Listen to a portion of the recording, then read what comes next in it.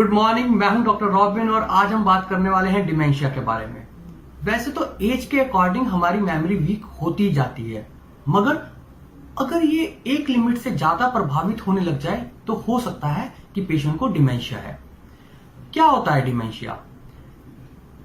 Dementia में memory, याददाश्त और सोचने समझने की शक्ति इंसान की कम होती चली जाती है और कई बार ये इतनी कम हो जाती है कि रोजमर्रा के काम में भी प्रॉब्लम आने लगती है। किस प्रकार का क्या टाइप्स होते हैं डिमेंशिया के? एल्जीमर्स डिमेंशिया हो सकता है, वस्कुलर डिमेंशिया हो सकता है, ये बड़े कॉमन टाइप हैं, या किसी और कारण से भी डिमेंशिया जैसे लक्षण हो सकते हैं, जैसे कि थायराइड की कमी से, विटामिन की कमी से, डिप्रेशन में पेशेंट को डिमेंशिया जैसे सिम्टम्स आ सकते हैं। कैसे होता है डिमेंशिया? क्या हो जाता है? बेसिकली हमारे ब्रेन सेल्स पे कुछ प्रोटीन्स डिपॉजिट हो जाते हैं, जिससे ब्रेन सेल का आपस में कम्युनिकेशन जो होता है वो टूट जाता है। एक जगह से दूसरी जगह इंफॉर्मेशन वो नहीं भेज पाते, तो पेशेंट को डिमेंशिया के लक्षण, सिम्टम्स आने लगते हैं। जो पार्ट ब्रेन का इफेक्ट होता है उसी के अकॉर्डिंगली पेशेंट को सिम्टम आते हैं। क्या सिम्टम आते हैं? सबसे ज्यादा मोस्ट कॉमन है शॉर्ट टर्म मेमोरी का लॉस हो जाना। मेमोरी के अंदर शॉर्ट टर्म लॉस हो जाना कि पेशेंट ने सुबह क्या खाया था उसको याद नहीं रहेगा, उसने रात को क्या खाया है याद नहीं रहेगा, अभी थोड़ी देर पहले ये चीज कहां रखी थी याद नहीं रहेगा। तो पहले थोड़ी देर पहले जो काम किया था वो पेशेंट को भूलने लग जाता है, अपनी अपॉइंटमेंट याद नहीं रहती। लॉन्ग टर्म मेमोरी हो सकता है उसको पुरानी कोई बात बिल्कुल बहुत अच्छे से याद हो, बट आजकल जो नई नई चीजें हुई हैं वो उसको याद नहीं रहेंगी। और क्या हो सकता है? कम्युनिकेशन स्किल्स जो होते हैं, उसकी बात करना, लैंग्वेज उसमें उसको प्रॉब्लम आने लग जाती है। पेशेंट को अपनी बात समझाने में कई बार बहुत प्रॉब्लम लगती है। एबिलिटी टू फोकस और कॉन्सेंट्रेट करने की क्षमता भी पेशेंट की कम हो जाती है।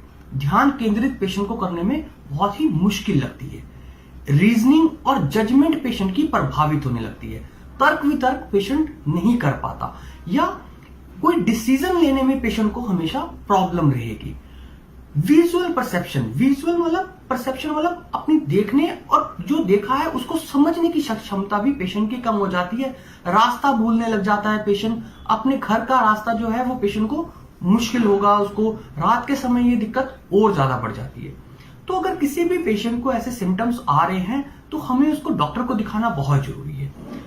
इस चीज का इलाज पूरी तरह तो नहीं हो सकता, सारे सिम्टम्स हटाए नहीं जा सकते, मगर ये जो डिजीज होती है ये प्रोग्रेसिव होती है, ये बढ़ती चली जाती है। और अगर इसकी सही टाइम पे ट्रीटमेंट कर दी जाए तो हम इसका प्रोग्रेशन जो है उसको रोक सकते हैं।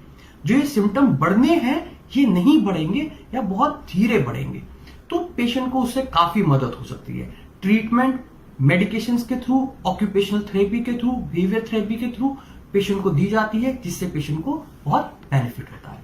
नमस्कार। कंपैरेटिव हेल्थ केयर की मदद से आप अपने शहर के अच्छे डॉक्टर और अच्छे हॉस्पिटल एवं हॉस्पिटल में क्या क्या सुविधाएं उपलब्ध है देख सकते हैं और कंपेयर करके बुक कर सकते हैं। अगर कोई पेशेंट लंबे समय से किसी बीमारी से ग्रसित है तो यहाँ अपनी रिपोर्ट्स शेयर कीजिए और डॉक्टर्स द्वारा सही राय जानिए। गूगल प्ले स्टोर से आप एप्लीकेशन इंस्टॉल कर सकते हैं और वहाँ से सारी सुविधाएं देख सकते हैं। हमारे चैनल को शेयर और सब्सक्राइब कीजिए और बेल आइकन दबाना ना भूलिए।